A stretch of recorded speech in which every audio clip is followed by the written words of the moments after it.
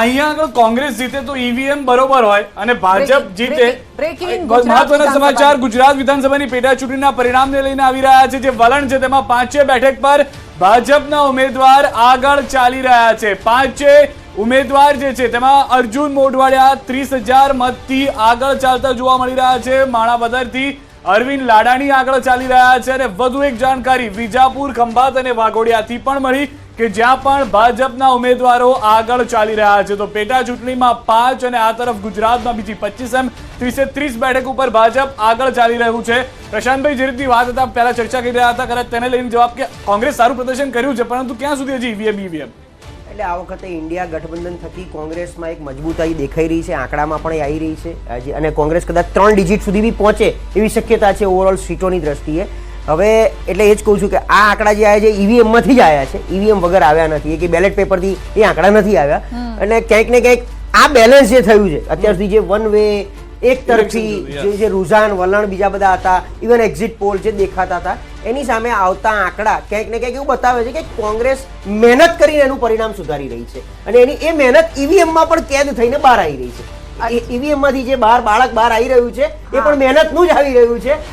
એટલે હું એવું માનું છું કે આજથી કદાચ આ વસ્તુ આમ બી જો સાબરકાંઠાનું એક અપડેટ આપી દઈએ. સાબરકાંઠામાં પ્રિન્ટર મશીનમાં ક્ષતિ છે, ડેટા જાહેર કરવામાં થોડી સમસ્યા થઈ રહી છે. સાબરકાંઠામાં મતગણતરી સમયે માહિતી વ્યવસ્થા ખોરવાઈ છે. આ ક્વિક અપડેટ, પ્રિન્ટર મશીનમાં થોડી ક્ષતિ છે પરંતુ એ ઠીક થઈ જશે. વાત કરી રહ્યા હતા આપણે ઉત્તર પ્રદેશની જ્યાં રામલલ્લાને આપણે મંદિરમાં બિરાજમાન કર્યા. આ આશીર્વાદ મળતા થોડીક કેમ વાર લાગી રહી છે અત્યારે, એવું છે?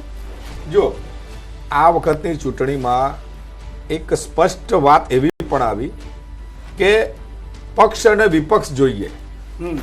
અનેક લોકોએ વાત કરી છે કે વિપક્ષ પણ મજબૂત હોવો જોઈએ અને જે રાજનીતિના માહિર સ્ટેટ્સ છે એમાં ક્યાંક ને ક્યાંક આ વિષય પકડાય એના કારણે મજબૂત વિપક્ષની અપેક્ષાએ પણ મતદાન થતું હોય છે. અને જે આ ટાઈપની પરિસ્થિતિ વર્ણવી રહી છે કાંટાની ટક્કર, પરંતુ ભારતીય જનતા પાર્ટી પર સ્પષ્ટ જનાદેશ એ તમે જોઈ શકશો.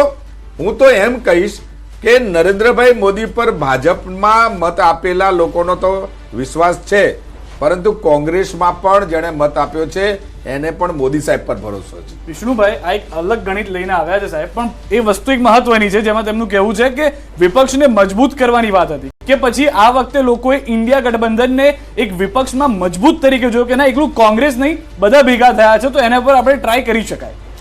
મારી દ્રષ્ટિએ આમાં કોઈ વિરોધ પક્ષને મજબૂત કરવાની વાત છે નહીં.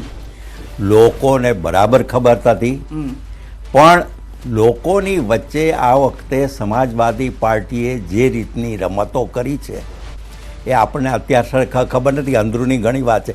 ગઈકાલે જ હું મુંબઈ હતો અને યુપીના લોકો હતા ત્યાં સાથે, ત્યારે એમણે કહ્યું કે જે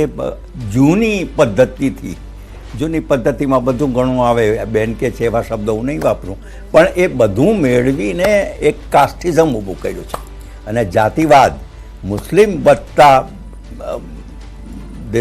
યાદવ એમ વાય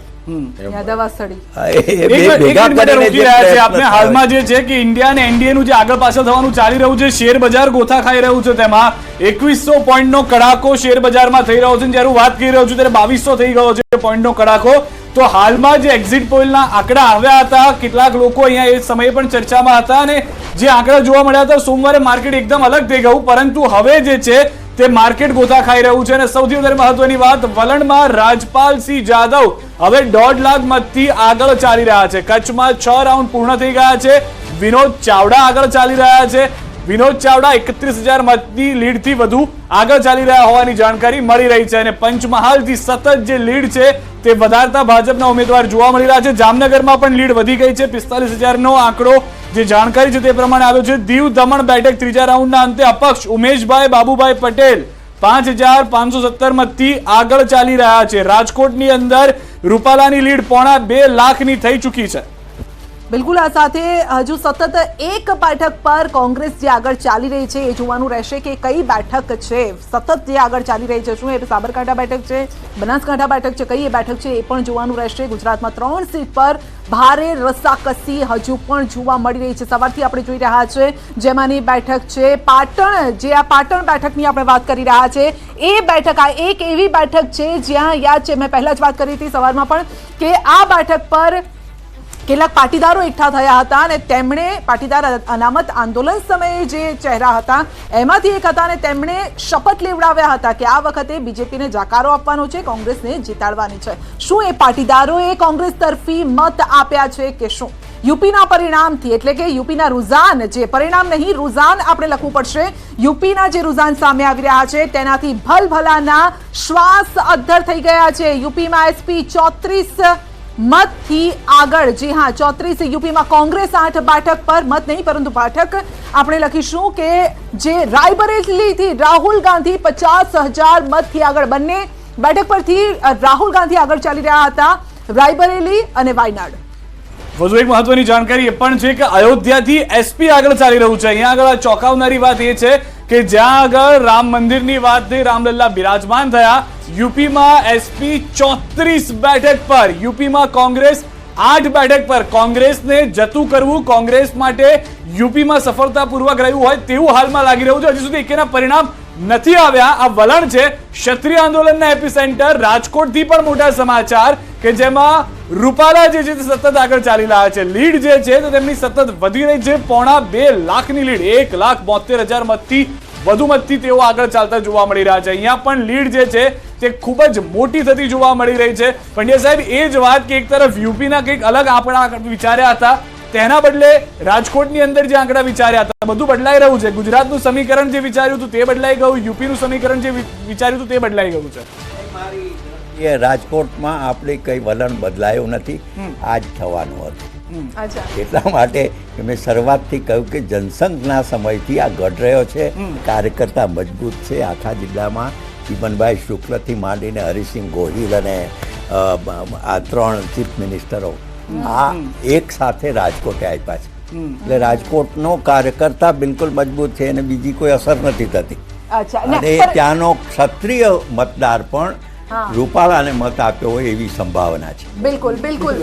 પરંતુ સવાલ અહીંયા ઇન્ટરેસ્ટિંગ ઉત્તર પ્રદેશ છે, કારણ કે પ્રશાંતભાઈ ઉત્તર પ્રદેશ માટે એવું કહેવાય છે કે એટલે દેશને દિલ્હીમાં રાજ કરવું હોય, દેશમાં રાજ કરવું હોય તો વાયા ઉત્તર પ્રદેશ જવું જ પડે અને રામલલ્લાના આશીર્વાદ ખબર નથી હવે કોને મળશે. રુઝાન બહુ ઇન્ટરેસ્ટિંગ આવી રહ્યા છે અત્યારે જે છે. બિલકુલ યુપીનું જે પરિણામ બધી રીતે, કારણ કે 2014માં 73 સીટ, 2019માં 63 સીટ, અને આપણને એવું હતું કે નાની મોટી અસર ગણો, નેગેટિવિટી સી. હમણાં પંડ્યા સાહેબ વાત કરતા હતા, પંડ્યા સાહેબ આમાં કેવું છે છેલ્લા 10 વર્ષમાં ઓવરઓલ સિનારીઓ પ્રમાણે લોકો ભેગા થાય ઓટોમેટિક.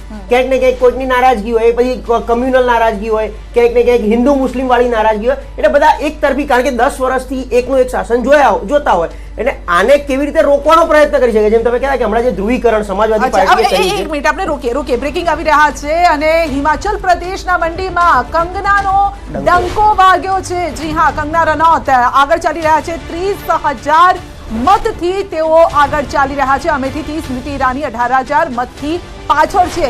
સ્મૃતિ ઈરાની સતત પાછળ